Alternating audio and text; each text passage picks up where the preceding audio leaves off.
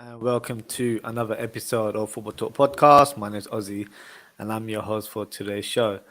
Apologies for doing the show later than planned. Originally, we were supposed to do it at 10:30, but due to the exciting encounter between Chelsea and Real Madrid, I thought it was only right to try and digest what happened and reschedule the show. So let's get into it. Let's talk about the Champions League roundup today. So the game itself, what a game. End-to-end stuff. I thought Chelsea were going to do it, to be honest with you. Great comeback from them. Some great goals. I think Rudiger was outstanding throughout the whole game. Made some very, very crucial blocks. And in terms of Chelsea, they need to do everything they can to keep him at the club and offer him a contract because for me, he's been one of the stand-up performers in the Premier League 100%, but also in the Champions League campaign. So, yeah, he had a fantastic game. Mount, obviously scoring the opening goal, was fantastic. And then Werner, who's not as prolific as some people would expect him to be, but was on the score sheet today, was also on the score sheet during the weekend as well. So, great game. And then, unfortunately, it was the man of the hour, Mr. Karim Benzema, who got the crucial win in the end. So, Chelsea fans, I'm sure you're feeling a bit deflated right now, but you gave it your all. It was very unlucky that you didn't go through to the next stage. But what a game for the neutral. And this is a great advertisement for the Champions League as it was end-to-end stuff. So, I think Real Madrid would have been favourites before this game anyway, so there's no sort of shame in losing this tie. But the next fixture, for me, this was a surprise result, and that is Bayern Munich versus Villarreal. Villarreal had an advantage in the first leg as the game concluded to 1-0. Lewandowski scored the opening goal for this second leg, and then it was Chukwueze who came on later on. I think he scored in the 87th minute. Grabbed the winner. Great play by Lo Celso as well to help with the assist there. Yeah, I was not expecting that.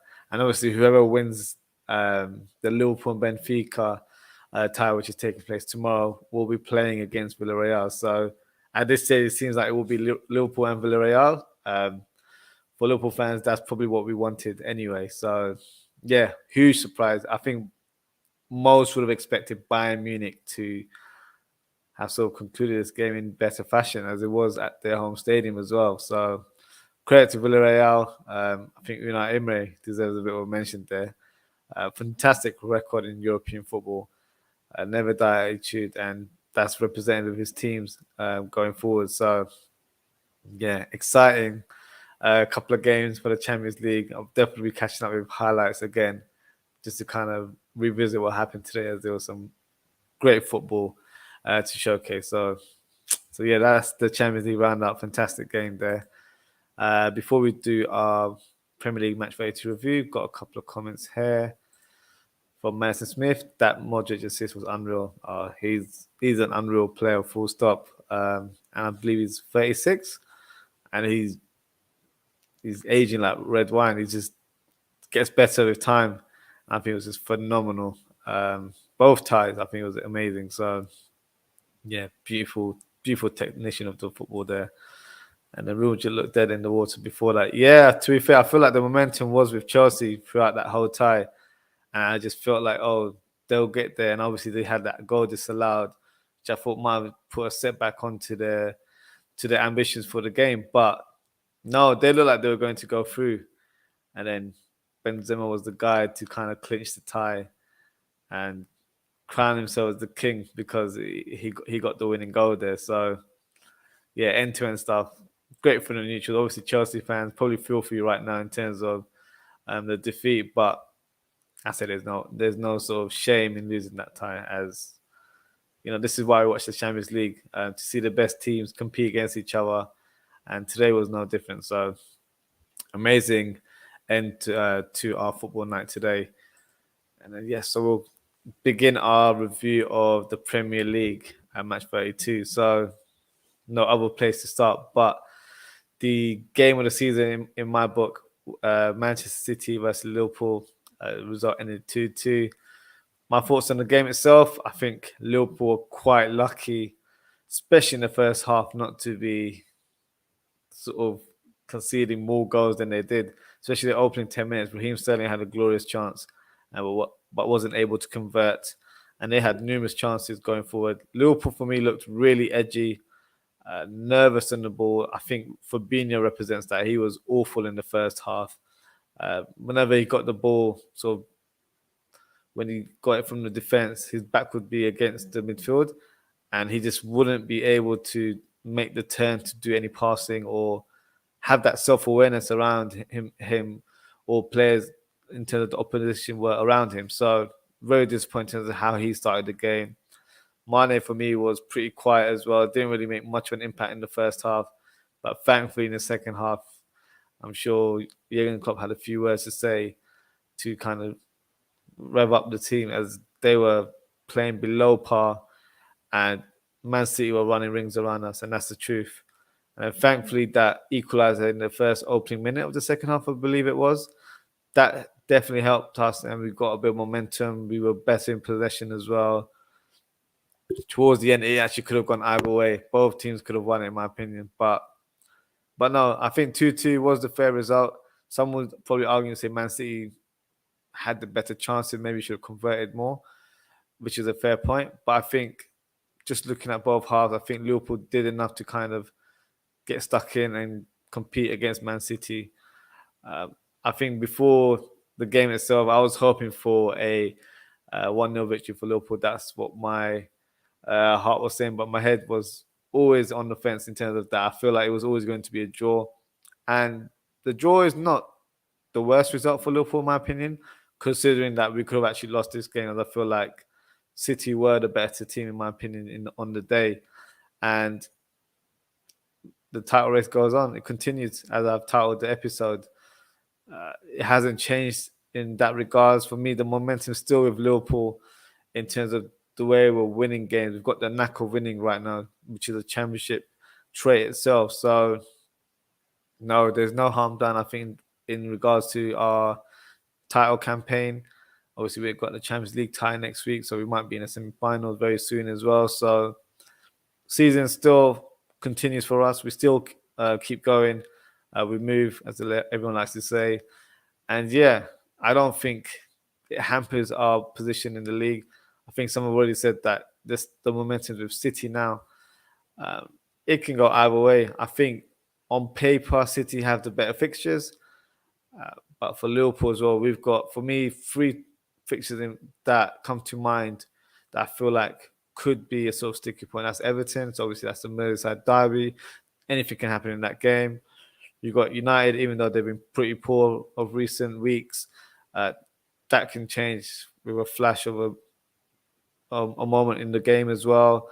And then you've got Tottenham, who are in fantastic form right now and challenging for that 4th spot. So those are the difficult ties. But there's nothing to say Liverpool can't win all those 3 games. It's just that I feel like there will be points drops for both teams. Or they might just go throughout the whole season and win all the games, which is not what we want. I feel like, because we lost the league title by 1 point, I feel like luck might be on side and it might be flip of a script this season. That's me being hopeful, but who knows? We'll see how the title race concludes there. The next game, Arsenal and Brighton. So, yeah, this is not a good look for Arsenal in regards to their top 4 race. I know they're having issues in regards to scoring goals. Lacazette, for me, just seems to be MIA right now. He just hasn't got his shooting boots on whatsoever. So, Arsenal fans, it is a bit of a worrying time considering how the games have panned out. The goals itself, all 3 of the goals were fantastic. You had Trossard, who for me is a bit of an underrated player. I feel like he's a fantastic player for Brighton. Scored the opening goal, fantastic shot in the top corner. Then you have Mwepu, who scored a fantastic goal. He was one of the star performers in the game, in my opinion. And then Odegaard, for me, was the only one that looked like he had something in him or had that spark. And he was able to score a fantastic goal later on in the half. So, yeah, it's definitely dampened, I think, the race in terms of Arsenal's progression. And with Tottenham winning back to back as well, who knows? The goals are drying up, so it doesn't look like um, it's a sort of set in stone to know who will get that top four. As I've mentioned in previous episodes, it will go to the wire, in my opinion. And plus, both teams, Arsenal and Tottenham, will be playing each other next month in a few weeks' time. So anything can happen in regards to that. Got another comment here from Madison Smith. Does Salah's dipping form warrant him to lower his contract demands? I don't think so. I think every player goes through that dipping form in their career, and he's just having one of those moments right now. I think he's had a very tough and very busy 2022, where obviously he went to AFCON as well, lost in the final against Senegal, so mentally that would have affected him as well. And then he had the World Cup qualifiers against Senegal, and then lost both of the legs, so that he hasn't qualified for the World Cup. So I think that international part of his game has been mentally draining for him, and unfortunately that's reflected into his club form as well. He just seems to be off the pace a little bit, in my opinion. Um, Maybe should be rested tomorrow. That's what I would do personally. As we were 3-1 lead as well, you're expected to go through. So I think it would be best for him to just rest in this tie, and we can go on with the next fixture over the weekend, which I believe is Manchester United. So yeah, that's what I would say. I think in terms of his contract demands, I have no idea in terms of what's going on behind the scenes. Obviously, hearing different aspects from different journalists regarding the contract talk. Some saying it was pretty much done deal. Some saying it's close. Some saying that there hasn't been any movement since December. So it's a tricky one. I think it all comes down to what Mo Salah wants. Does he want to leave the club to gain more money, or does he want to leave a legacy behind and stay with Liverpool? That is the ultimate question for Mo Salah. I think if he joins a PSG, just look at what Messi's doing right now. It's not really spoken about that much because he's a dipped in form. The league isn't the most competitive either. So even if he did win the league title, it doesn't really do much in terms of his legacy. You've got Real Madrid, Barcelona, who've been going through their financial issues as well. They're not the dominant force right now. Bayern Munich, who are one of the top teams in Europe, they've just lost to Villarreal. So for me, Man City and Liverpool are the best teams in world football.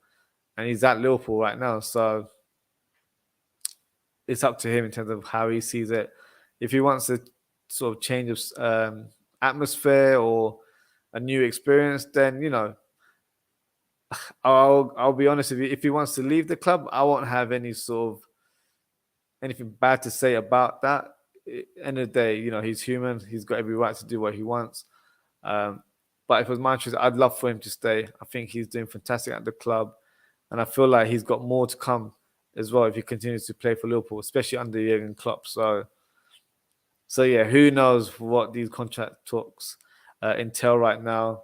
I'm just hoping for some good news in the coming weeks. So we'll see how it goes there. Another comment from Madison Smith. I told you I was concerned about this Arsenal team. If something doesn't change soon, we could even lose the Europa League spot. We are fortunate that Man United is poor and West Ham are inconsistent. That's a good point. Man United have been so poor, and yeah, even West Ham. I think they've got one eye on the Europa League tie because they've got a second leg with Lyon coming up very soon. So I think they're going more for that European push than anything else. Run Europa League spot. It's tight in that area of the league. I can't lie. So yeah, we've still got quite a few games left. I think you've got a game in as an advantage as well. So somehow I need to get the points. Doesn't look like it's coming from Lacazette, as he's a player that hasn't got his shooting boots and hasn't had it for a long time. So maybe switching the players around a bit. I'd probably go with Martinelli up front. I think he's got that aggressive style of play to kind of trouble the defense and stretch defenses playing on the shoulder. I know he's not a natural striker, but at this stage, I think you need someone with pace to kind of open up defenses as well. Still got Saka on one side. You can always bring back Pepe to play on one wing or put Smith Rowe on the left to balance it out in the midfield. And then you've got Odegaard as a number 10. So that would be an option going forward. As Lacazette for me isn't doing enough. I know some say that his all-round play is good for the team, but right now you need goals. So maybe have him as an impact sub. Who knows? But I wouldn't be too deflated right now. There's still a lot of games to play for. You never know. Things can change. Tottenham, I know they're in a rich vein of form right now, but they've been inconsistent this season as well.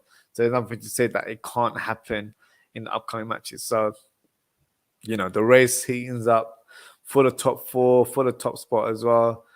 So yeah, lots to talk about in regards to games coming up. And speaking of Tottenham, we can quickly highlight their game as well. 4-0 against Aston Villa, which is an away match as well. What a spectacular result. Son was fantastic throughout this game. And Harry Kane as well got a hat-trick of assist, I believe. So he was on top of his game as well. But one player I have to mention is Kulusevski. I think he's been a phenomenal signing for Spurs. Kind of came out of the blue in terms of signing for the club. I had only seen him a handful of times for Juventus in the Champions League campaign. And I've been really impressed with him. Really dominates that right-hand side. Left foot as well, so cuts in. And has a great shot on him. And has provided a lot of assists in recent weeks as well. So he's definitely added an attacking threat to that Spurs team, but also great balance as well. So really impressed with him. I think he actually might be that deciding factor of Tottenham making it for the top four. I think that is the level of impact he's had. I know a lot of people are talking about Luis Diaz for Liverpool, but Kulusevski is on the same level, maybe even more in terms of the numbers that he's produced in the Premier League. So no, fantastic performance from him. In terms of Tottenham, they're in a great position right now. So I believe they're still fourth. I'm just going to check what the points tally is. So yeah, 57 points. Arsenal still have a game in hand. But yeah, it's looking good. Chelsea got 62 points. So if they keep going there, Chelsea might need to look over their shoulders as well because they haven't been consistent in recent weeks either. So no, great victory for Tottenham. Not a huge surprise in my opinion, as Aston Villa haven't really been in great form recent weeks. They've been really poor, to be honest with you. I know Ramsey had a great moment in the game where he had that solo run on the left-hand side and almost scored. Great save by Hugo Lloris. Other than that, there wasn't much going on in terms of the Aston Villa attack there. So no surprise in terms of the result, but Tottenham continue their form and a top four race looks a bit undecided right now in terms of a neutral perspective because I was saying Arsenal a few months ago. Now I'm a bit on the fence. I have no idea who's going to finish fourth. At this stage, it probably looks like advantage Tottenham. The North London derby will be the key.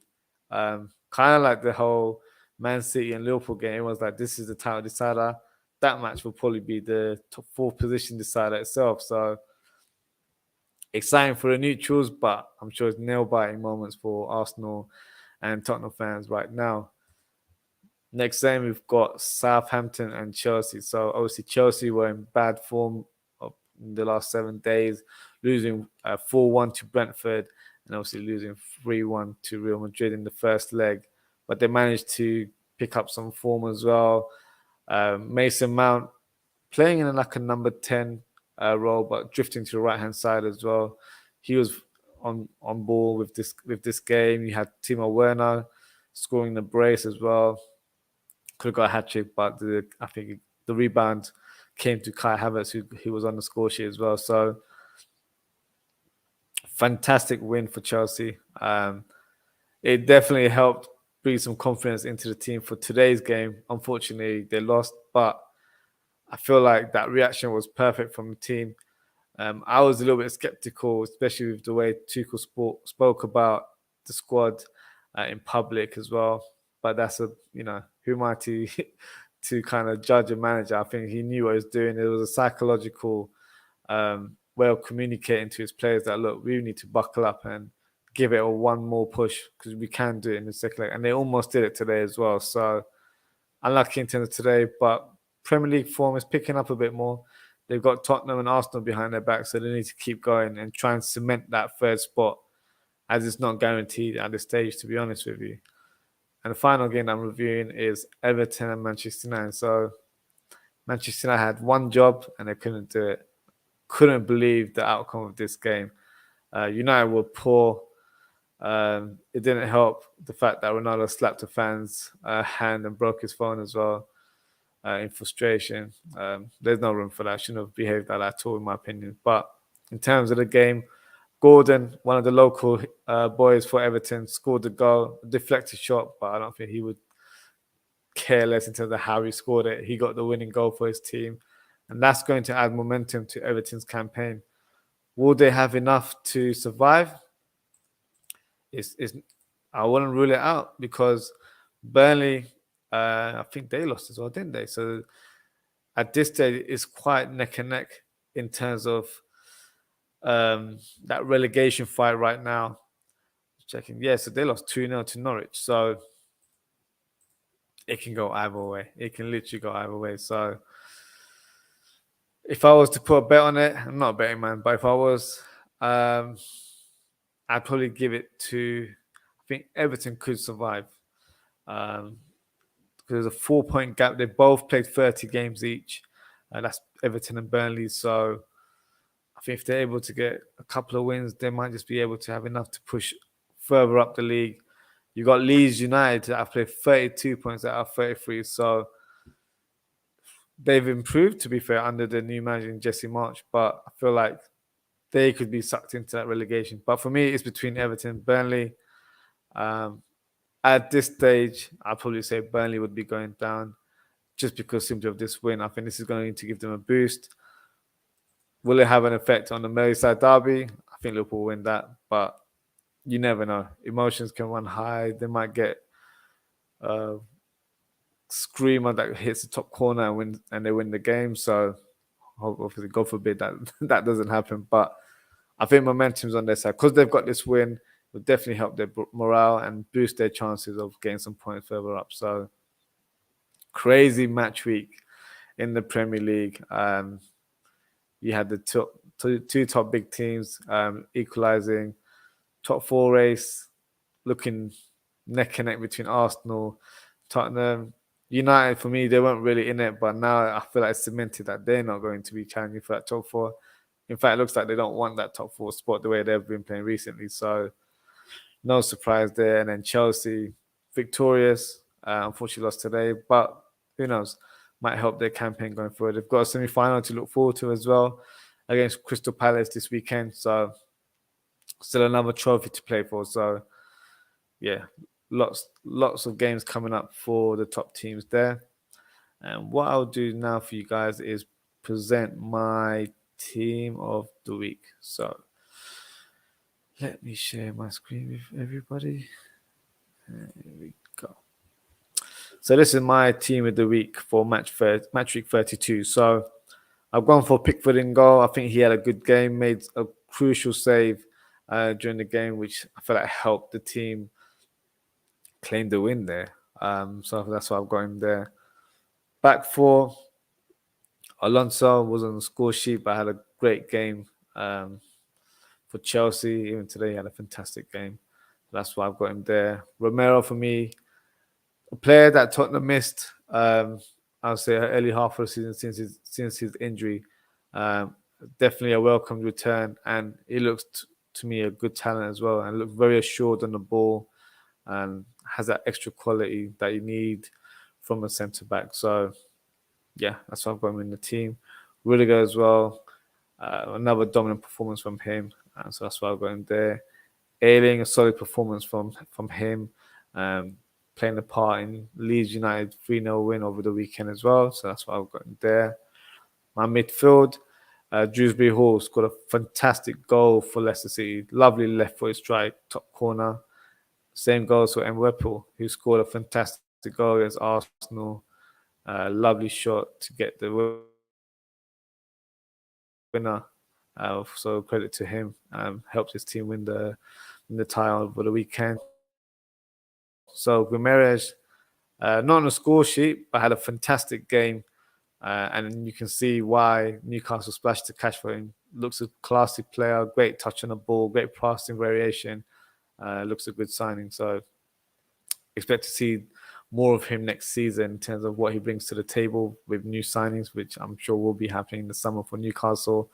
And then front three, Son, I've got my sort of captain armband, which is what I regard as star of the week. Fantastic with this hat trick there. Kane as well, providing a hat trick assist, and Mason Mount with 2 goals as well. So that's my team of the week there. So let me know what you guys think with my selection. Before we conclude the show, I will announce the FPL Manager of the Week. So I got 69 points, which is not too bad, climbing up the league a little bit.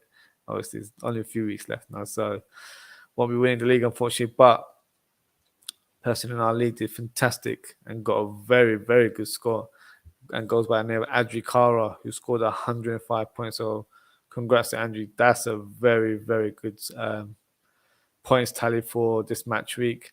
I noticed you got some, I think you had Son as your captain, which was masterstroke. I got Son in my team, but I put Kane as my captain. So that was a poor choice of captaincy for my part. And then you had Gordon in your team as well. So yeah, you made some very good selections there. So well done to Adri regarding the match week there. And yes, that wraps us for today. So thank you for tuning in at a very late time. I really appreciate your support. If you haven't already, please like and subscribe to our channel. Unfortunately, I didn't do a show yesterday. Apologies. I was a little bit busy yesterday.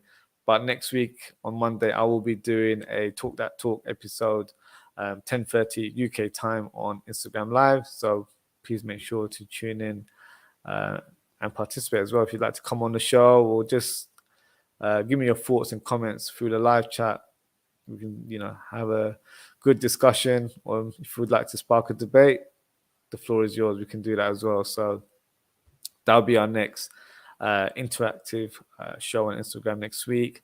Next scheduled episode will be this Thursday, which is the 14th of April at 10:30 p.m. UK time. I will be previewing the games coming up this weekend. I might even speak about the FA Cup matches as well between Chelsea and Crystal Palace and Liverpool and Man City. So 2 big games coming up. So we'll do a combination of a Premier League and FA Cup preview show as well. So yes, that wraps us for today. So thank you again for tuning in. Stay safe, take care of yourselves, and I hope to see you on Thursday. Good night.